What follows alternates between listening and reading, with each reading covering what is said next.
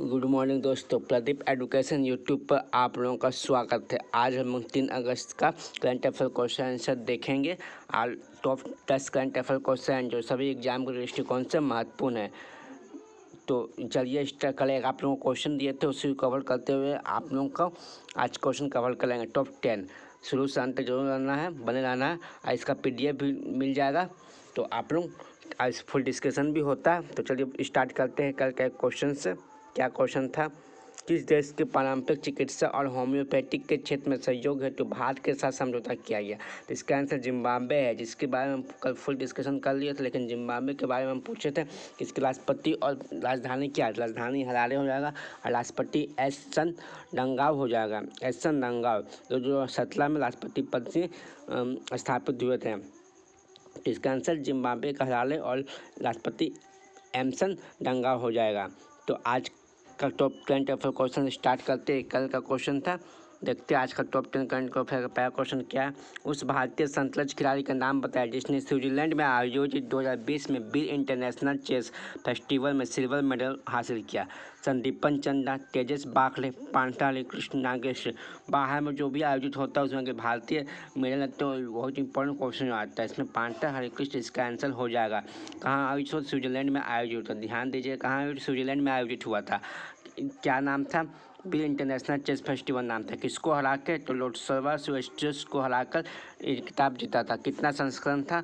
तो 53वां संस्करण था। याद है, सब रखना है कौन सा संस्करण था और किसे हराया था और कहाँ आयोजित हुआ था और कौन सा मेडल था। ये सब इंपॉर्टेंट क्वेश्चन है, इसमें पढ़िएगा तो सब आपको पता लग जाएगा। ऐसे भी हम बता चुके हैं। नेक्स्ट क्वेश्चन क्या है, देखते हैं।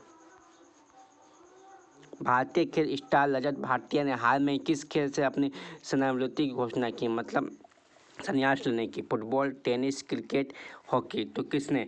तो क्रिकेट इसका आंसर हो जाएगा। क्रिकेट। घरेलू ऑलराउंडर रजत भाटिया ने क्रिकेट के सभी रूपों से अपनी सेवानिवृत्ति की घोषणा की। 40 वर्षीय भारतीय 2003-4 में तमिलनाडु के साथ अपने प्रथम श्रेणी के करियर की शुरुआत की थी। किसके साथ की थी? तमिलनाडु के साथ। लेकिन उन्होंने अपना अधिकांश क्रिकेट दिल्ली के लिए खेला। शुरुआत किया था तमिलनाडु के साथ, लेकिन अधिकांश के लिए दिल्ली के लिए खिला। इंडियन प्रीमियर लीग में वह 2012 में खिताब जीतने वाली कोलकाता नाइट राइडर्स का हिस्सा थे। कोलकाता नाइट राइडर्स के उसने हिस्सा था। कौन? स्टार था रजत भाटिया। 2012 में कोलकाता नाइट राइडर्स में जो खिताब जीता था उसका। तो क्या आंसर है? क्रिकेट हो जाएगा। कौन थे? रजत भाटिया। हो गया क्वेश्चन। नेक्स्ट क्वेश्चन देखते हैं। सभी इंपॉर्टेंट क्वेश्चन है। सीवेज जल के उपचार हेतु भारत के साथ सहयोग करेगा विश्व बैंक, यूरोपीय संघ, एशियाई बैंक, DRDO। कौन सा करेगा? तो एशियाई यूरोपीय संघ करेगा सीवेज जल उपचार हेतु भारत के साथ सहयोग। देखते हैं इसके बारे में क्या है। यूरोपीय संघ सीवेज जल के उपचार के लिए जैव प्रौद्योगिकी के विकास के लिए भारत यूरोपीय संघ के साथ सहयोग करेगा। प्रायोजित परियोजना का पूर्ण रूप जल संसाधन के लिए राजनीतिक परियोजना के लिए एक बायोटेक्निक उपचार समाधान और अच्छा अभ्यास के कार्बन स्प्रिंग है। गोदावरी और गंगा के नदियों में बहने वाले सीवेज जल को शुद्ध करने के लिए एक जैव प्रौद्योगिकी आधारित जल उपचार प्रणाली के विकास में IIT-BH द्वारा एक महत्वपूर्ण भूमिका निभाई जाएगी। विज्ञान और प्रौद्योगिकी मंत्रालय एवं जैव प्रौद्योगिकी विभाग यूरोपीय संघ के सहयोग से परियोजना को वित्तपोषित करेगी। बहुत इंपॉर्टेंट क्वेश्चन देख लीजिएगा आप लोग, पूरा फुल डिस्कशन इसका आंसर यूरोपीय हो जाएगा। नेक्स्ट क्वेश्चन क्या है, देखते हैं हम। किसने सड़कों के सुधार के लिए मैकडेमाइजेशन प्रोग्राम शुरू किया? मध्य प्रदेश, हिमाचल प्रदेश, जम्मू कश्मीर, उत्तर प्रदेश। तो इसका आंसर हो जाएगा जम्मू कश्मीर। क्या प्रोग्राम था? मैकडेमाइजेशन प्रोग्राम।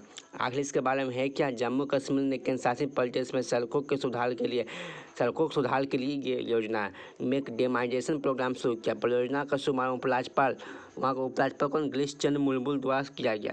संघ राज्य क्षेत्र में सभी सड़कों का कम 100% मैकडेमाइजेशन की जगह मिलेगी, जिससे 11,000 किलोमीटर निष्पक्ष मौसम वाली सड़कें शामिल होंगी। 11,000 किलोमीटर मौसम सड़कें शामिल किया जाएगा।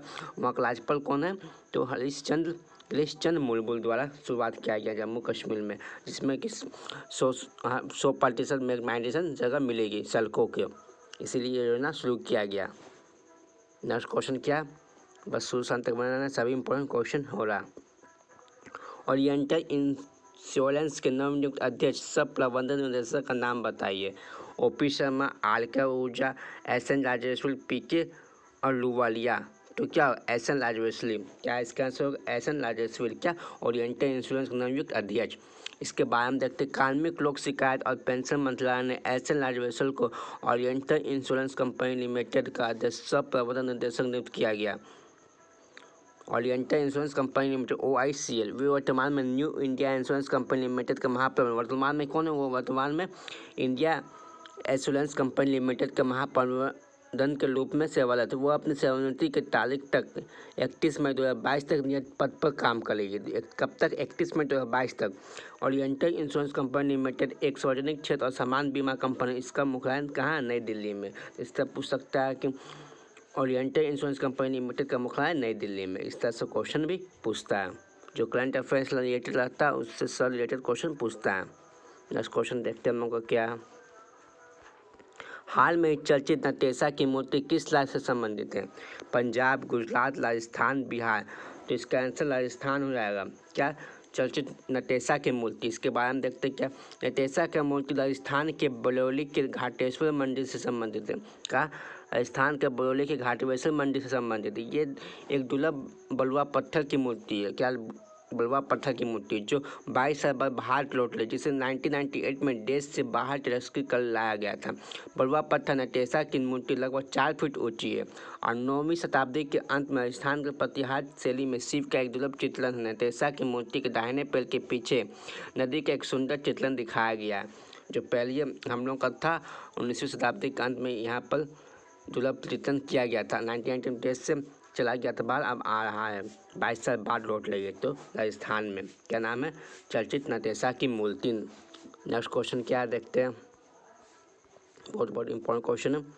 इससे पहले वीडियो ने देखे लिंक डिस्क्रिप्शन मिल जाएगा, एक बार जरूर जाकर चेक कीजिए। सभी प्रकार का प्लेलिस्ट बना हुआ है। हाल में किस राज्य ने अरावली क्षेत्र में हरित आवरण को बेहतर बनाने हेतु एरियल सीडिंग तकनीक पर काम किया? दिल्ली, हरियाणा, राजस्थान, उत्तर प्रदेश। किस राज्य ने? तो हरियाणा राज्य ने ये काम किया है अरावली क्षेत्र में हरित आवरण को बेहतर बनाने के लिए। हरियाणा वन विभाग ने अरावली क्षेत्र में हरित आवरण में सुधार के लिए हाल में ही एलियन सीडिंग तकनीक पर काम किया। एक रोपण तकनीक जिसमें हवाई जहाज, हेलीकॉप्टर या ड्रोन से हवाई उपकरणों का उपयोग कर जमीन पर सीड बॉल के छिड़काव किया जा सकता है। सीड बॉल मिट्टी, खाद, चार अन्य घटकों कम्युनिकेशन से ढके हुए बीज होते हैं। कोटिंग हवा के फैलने के बजाय पूर्व निर्धारित स्थान पर छोड़ने के लिए बीजों के आवश्यक प्रदान करता है। इन छोरों को तब अंकुरित किया जाएगा जब पर्याप्त वर्षा हो सके। भीतर मौजूद पोषक तत्व प्रारंभिक विकास में मदद करते हैं। इस तरह से ये योजना है। कौन सरकार ने किया है? हरियाणा सरकार ने किया है। एक बार आप लोगों का डिस्कशन एक बार अच्छा चेक कर लीजिएगा, पढ़ लीजिएगा। नेक्स्ट क्वेश्चन क्या है देखते हैं। वेरी इंपॉर्टेंट क्वेश्चन हो रहा है, आप लोग बस बने रहना है। किस राज्य में कृषि में उत्सर्जन को कम करने के लिए पायलट आधार पर ग्रीन एग्री प्रोजेक्ट शुरू किया? उड़ीसा, मिजोरम, असम, हिमाचल प्रदेश। कृषि से रिलेटेड भी योजना और भी बहुत इंपॉर्टेंट हो जाता है। तो मिजोरम सरकार, खास करके मिजोरम, असम, त्रिपुरा जिस राज्य में होता है उस राज्य का तो और भी ज़्यादा इंपॉर्टेंट क्वेश्चन हो जाता है। मिजोरम कृषि क्षेत्र में उत्सर्जन को कम करने के लिए पायलट आधार पर मिजोरम राज्य में ग्रीन एग्री परियोजना को शुरू किया गया। परियोजना का उद्देश्य जलवायु परिवर्तन, जैव विविधता और भूमि के प्रबंधन को भारतीय कृषि में अस्थायी रूप से एकीकृत करना है। इस परियोजना का 28 जुलाई 2020 को केंद्र सरकार द्वारा शुरू किया गया था। इस परियोजना उड़ीसा, राजस्थान, मध्य प्रदेश और उत्तराखंड में भी लागू। यह परियोजना उत्तर प्रदेश नहीं, उड़ीसा, राजस्थान और उत्तराखंड में भी लागू। पायलट परियोजना को 31 मार्च, परियोजना का नाम क्या? पायलट परियोजना 31 मार्च 2026 को सभी राज्यों में समाप्त करने की योजना। 31 मार्च तक सभी राज्यों में करने की योजना। इसके 35 गाँव में शामिल करें, जिसमें थोलगंटक वन्यजीव अभियान और दंपर टाइगर रिफ शामिल है। बहुत इंपॉर्टेंट क्वेश्चन है। सब बहुत राज्य में स्टार्ट हो गया, अभी फिलहाल मिजोरम में स्टार्ट हुआ क्या? पायलट आधार ग्रीन एग्री प्रोजेक्ट शुरू किया गया जलवायु परिवर्तन, जैव विविधता के मद्देनजर देखते हुए। इसका आंसर क्या होगा? मिजोरम हो जाएगा इसका आंसर। नेक्स्ट क्वेश्चन क्या है देखते हैं। किसने देश के ग्राम पंचायत को ऑनलाइन ऑडिट करने का निर्णय लिया? ग्रामीण विकास मंत्रालय, वन मंत्रालय, वित्त मंत्रालय, पंचायती राज मंत्रालय। तो ग्राम पंचायत और ग्रामीण विकास मंत्रालय, पंचायती राज मंत्रालय इसका आंसर हो जाएगा। ऑनलाइन ऑडिट करने का निर्णय लिया गया है ग्राम पंचायत को। पंचायती राज मंत्रालय ने देश के ग्राम पंचायत को ऑनलाइन ऑडिट करने का निर्णय लिया। पंचायती राज मंत्रालय ने 2019-20 के लिए देश भर में अनुमानित 2.5 लाख ग्राम पंचायत को 20% का ऑनलाइन ऑडिट करने का निर्णय किया। इसके अलावा आगामी वित्त वर्ष 2021-22 में देश के सभी पंचायत को शामिल किया जाएगा।